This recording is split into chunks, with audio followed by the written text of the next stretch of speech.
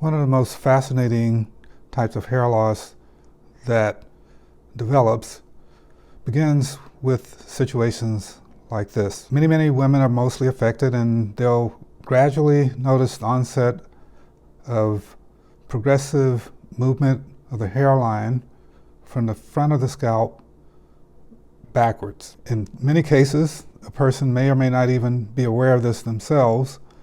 Over a period of months, years, and more, the hairline just gradually disappears. Through many years of practice, I've seen this mysterious condition appear, and while it's quite fascinating, it's become more and more common when originally it was described as something very rare. The patients who get this will frequently describe that their scalp feels tender, it can feel like it's on fire. They'll notice the loss of their sideburns. In many cases, they may also lose their eyebrows, and a certain subset of these individuals will also have changes in facial color and pigmentation. The skin tends to get a dark,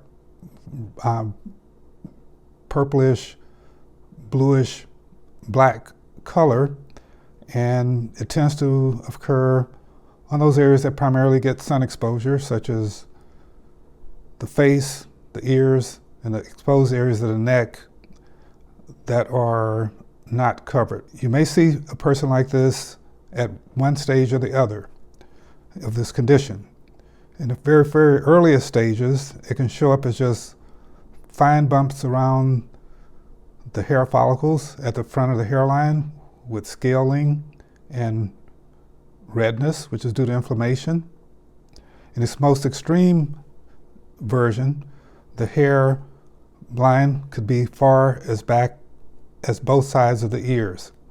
And one of the peculiar things about this condition is it almost always looks like the hair has just been shaved in a very sharp line of demarcation. This condition has a name, which is called Frontal Fibrosing Alopecia, or we call it FFA for short. Frontal fibrosing alopecia is a subset of another medical condition called lichen planopilaris. Both of these conditions are associated with inflammation that develops on the scalp, starts for unknown reasons, and once the switch is turned on for it to start, it just progressively continues years and years and years and years unless treatment is rendered. In a salon setting, you may notice that a person is starting to lose their edges, so to speak, but this loss of edges is distinctly different from the type of hair loss that occurs with traction alopecia, for example. When a person has traction alopecia, you may frequently see a fringe sign where there's still a margin of hair left growing at the front or sides. In frontal fibrosing alopecia, there's no fringe sign. Individuals who have this condition may also notice that the sideburns are gone and they don't know where they went. So what do you do? I would say that keeping up with this condition requires a very keen eye to notice it at the very early stages of development. One of those points that you can see is the hairline just doesn't look right. One of my patients said, well, my mother kept telling me something didn't look right, but I didn't know what it was. And when she came in, we figured it out. Figuring it out can require doing a skin biopsy of the scalp, or sometimes not. It just varies from person to person. One of the other things that is involved with this condition is the earlier diagnosis and treatment is started, the better. So, how do you approach this condition? Number one, be aware that an individual may or may not even know this is happening. So I've had patients come to my office for one condition, and I just by chance looked at their hairline and said, did you know that your hairline was disappearing? And they said, what do you mean? I don't know anything about that. So there's a high probability that in a salon setting, you may notice this before your client ever becomes aware of it.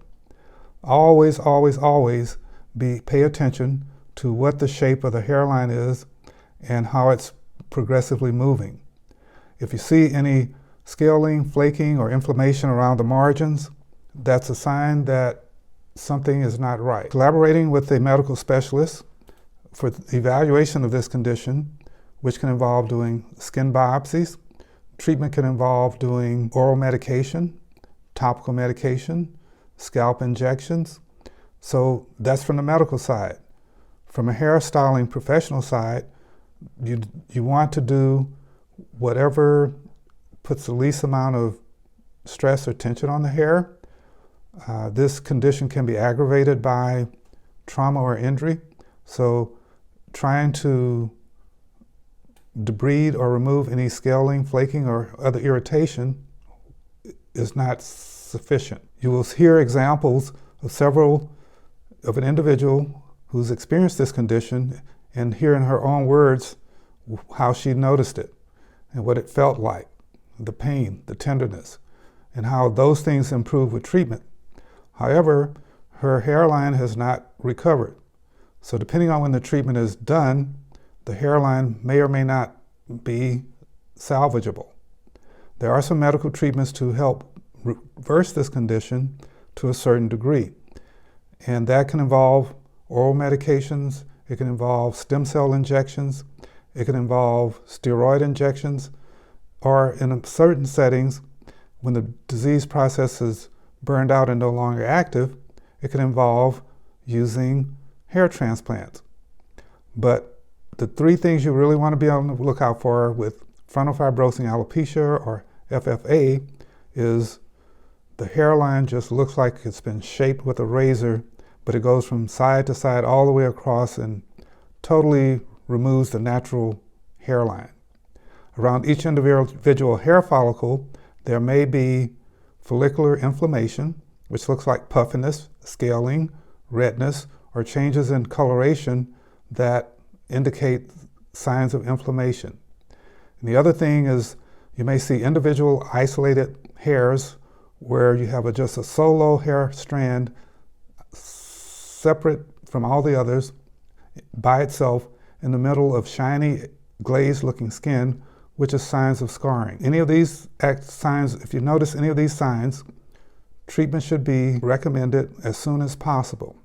And if you collaborate with medical specialists, it would be a good idea. So for frontal fibrosing alopecia, you have to be keen on looking and noticing what's really happening around the frontal hairline as well as the side. We'll show there's various images of this condition that have been shown during this presentation. The earlier that investigation, evaluation, and treatment is started, the better.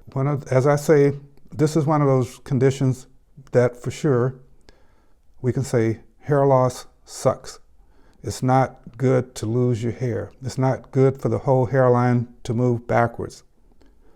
It affects individuals of all races, more so premenopausal and postmenopausal women are the biggest target. The reason is unknown. There's research being done. Working together, we may be able to find a solution and an answer. Frontal fibrosing alopecia, FFA, be on the lookout. You can help someone if you find it early enough, and they'll be eternally grateful to you for your assistance. This is Dr. Seymour Weaver from National Association of Cosmetology and Medical Hair Professionals, providing information on frontal fibrosing alopecia to help stop the hair from being lost and help new hair to grow. You can help. Please do. Keep your eyes open. Stay alert and always on the lookout for these conditions that will help your clients keep their hair.